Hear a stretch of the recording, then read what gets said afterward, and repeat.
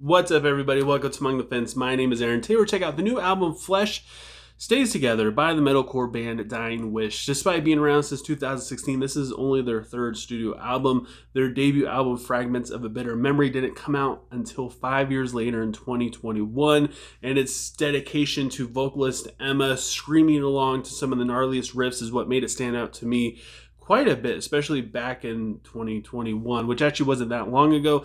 There are a lot of strong female-fronted bands, just to name two of them, Ginger and Spirit Box, but Dying Wish has always stood out to me a lot. We have songs like Severing the Senses, where the riffs remind me a lot of like old school The Ghost Inside mixed with Parkway Drive, and Emma's surprise clean vocals that pop up in the chorus are absolutely beautiful, and Fragments of a Bitter Memory have so many just sweet moments like this. I honestly didn't think that they would be able to make this magic happen again, but then they released their sophomore album, Symptoms of Survival, which expanded on their previous ideas in basically all of the best ways. The riffs were heavier, the songwriting was more thought out, the flow of the songs throughout the entire album was perfect. Both albums were very easy to get into as well. As they were releasing singles for these albums, the hype was very real. It was very easy to get excited about them, very easy to get into it.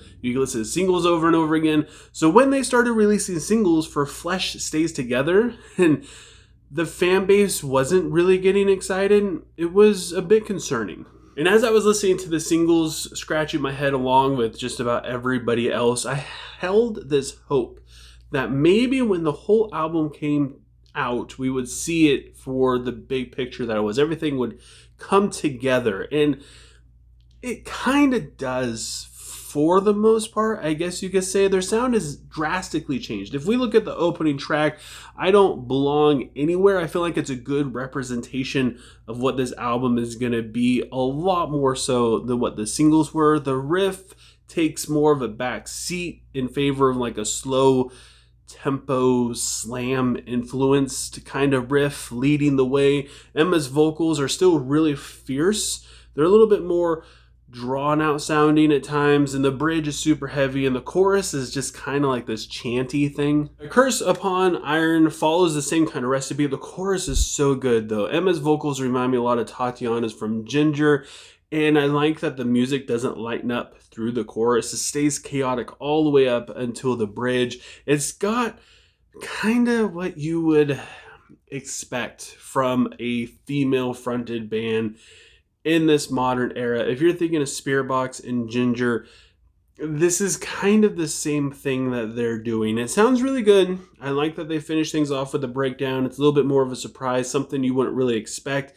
And it kind of feels like if Ginger quit doing prog and started to do more metalcore. But I gotta say, as the album goes on, it definitely wears off its charm pretty quickly. Then we have the song I Know You're Not Around, which makes this claim even more obvious. I feel like, with the clean vocals being a little bit more of a main focus, which isn't really a bad thing. It just feels like something we've already heard before. The chorus is really big and pretty with a really cool guitar melody. The riff and the verse comes a little bit closer to feeding that hunger that Dying Wish fans have, honestly. Like, this band is really known for the riffs, especially back in the day, like, I don't know, 4 years ago, and then their last album.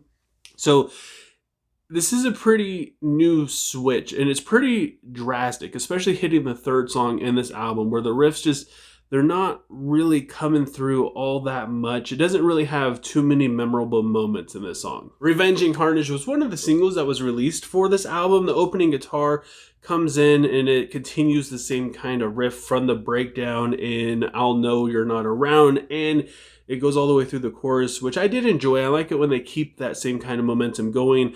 I dig the duet in the chorus quite a bit. When I first heard this song as a single, I wasn't really all that sure, honestly, but the clean vocals and the snarly vocals together just sound so haunting and kind of mesmerizing. The clean vocals almost have like this chilling like boredom to the, I don't know, it's just got this drone to it of like there's just not a whole lot of pitch stuff going on. It just goes straight through, and the more I listen to it, the more I really love this chorus. I just wish Now, there was something else going on with it. Then we have the song Nothing Like You, which goes back to the whole cliche sound from well-known bands that we have heard this sound a lot from. It's over 4 minutes long, and I gotta say, it doesn't really do anything for the first 2 minutes. For some reason, it just kind of lulls into it, I gotta say. Once it becomes heavy, though, it has one of my favorite stompy riffs with a really sick bend thrown in there.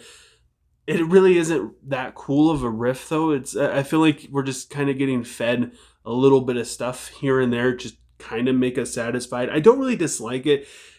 This song just takes too long for something to happen, and then when it finally does happen, you're just kind of left feeling like that's it. Surrender Everything feels more like the dying wish that we have all come to know and love. With the pre-chorus, it sounds super sick. It's just so open. I love the drums and the guitar. I just wish that they would have done something with the rest of the song to keep you engaged with the music as well. Because at this point, it kind of feels like they're almost doing the same sort of thing through the verses. There isn't really like a hook or guitar riff to give a lot of these songs identity. So when you hear just like a tiny thing like this cool pre-chorus, and that's all you get, it just kind of makes you want more in terms of, I'm going to go listen to another band instead of I want to listen to this song over and over again. And then we have the song Moments I Regret, which I was worried that it would be just like the song Nothing Like You, but to me, it was so much better. The guitar sounds really beautiful. It's mesmerizing with the drums. The chorus is okay,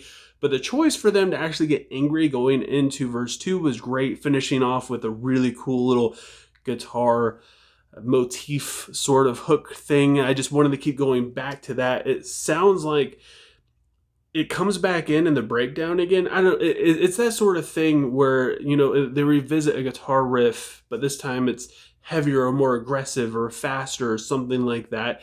And I feel like that's something that Dying Wish is known to do, and they aren't really doing it. But again, there's just like a little hint of it within this song. Empty Chamber is pretty sick thanks to the drums and the squealing riff in the verse. The rhythm in the chorus is really nasty. It feels very deathcore in essence, and I feel like that's something that this band has always kind of been teetering on, and I feel like they leaned into it a little bit harder. Even the breakdown feels really darker, as this is just a really dark song. The atmosphere in it is really thick, very sad sounding, I guess you could say, along with the lyrics that goes into it.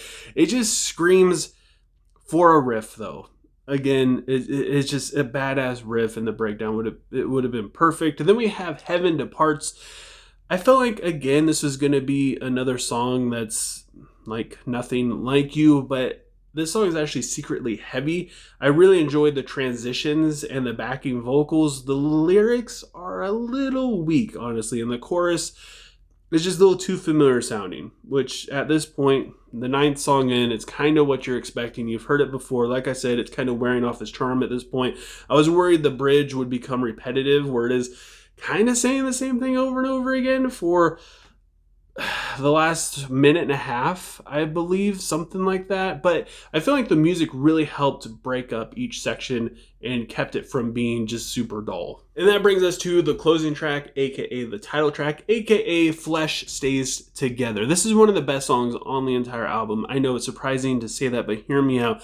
The vocal melody in this is very unique, and the lyrics are very poetic. Yes, it's doing the same kind of thing that I have mentioned that other popular bands within the same kind of subgenre, very specific bands, have been doing, but this is just, it just feels different. It feels like they've found their own thing to do instead of copying what other people have been doing. The build up throughout the song is very suspenseful while keeping the clean vocals the main focus, which I feel like would have been really hard to do. It makes you think that they're going to take like a back seat, but then they don't until the snarled vocals come in. And then you can kind of hear them back there still for like the first part of when the distorted vocals come in, and then they're completely gone. It makes it very unexpected. I really enjoyed this song. If they're going to do more clean singing focused stuff, I would love to see more of this. I gotta say that this album feels more mature compared to their past 2 albums, especially moving forward. The past 2 albums were very old school metalcore, which to me, that's something I love.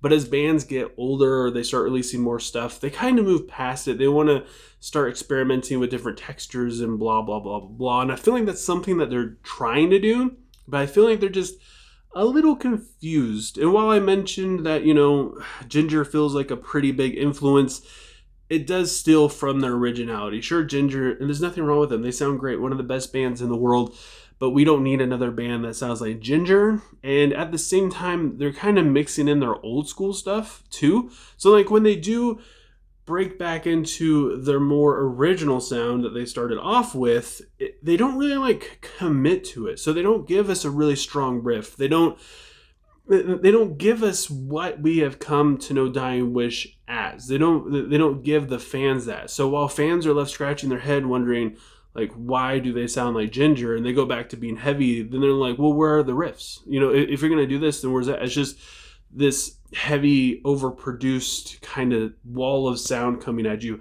every single time. And the riff is there, but it's just kind of like, it doesn't stand out. It doesn't stand out. It doesn't hook you. It doesn't keep your attention. And they just don't commit to it. This isn't a bad album at all, but it definitely feels like they're having a little bit of an identity crisis. And I think that the next album will be sorting that out a little bit better on, do they want to be more proggy? Do they want to have more of a melodic thing going on, which would work for them? Their last song on this was perfect for that. If they can redo that in different ways, that would be perfect without feeling like they have to copy the same kind of vocal melodies that Tatiana uses all the time. So yeah, with all that said, I gotta give Flesh Stays Together by Dying Wish a 6.6 out of 10. But I want to know what you guys think. Leave a comment below letting me know what you thought of Flesh Stays Together. Let me know what you would rate it, what your favorite song is. Also, if you enjoyed this video, don't forget to give it a like. It helps out a lot with YouTube's algorithm. And also, I'm only 20 subscribers away from 1,500 subscribers. I know it's tough. It's really tough for you guys to hit subscribe. I understand. You might not like me, but if you do, if you enjoy these videos, 1,500 subscribers would mean a lot to me, especially my ego, which I don't know if you know this, but it's very fragile. And I just thank you guys so much for taking time out of your day, listening to me sit here and talk about music. And I hope you have a good rest of your day or night, whenever you happen to be watching this. And I will talk to you guys next time.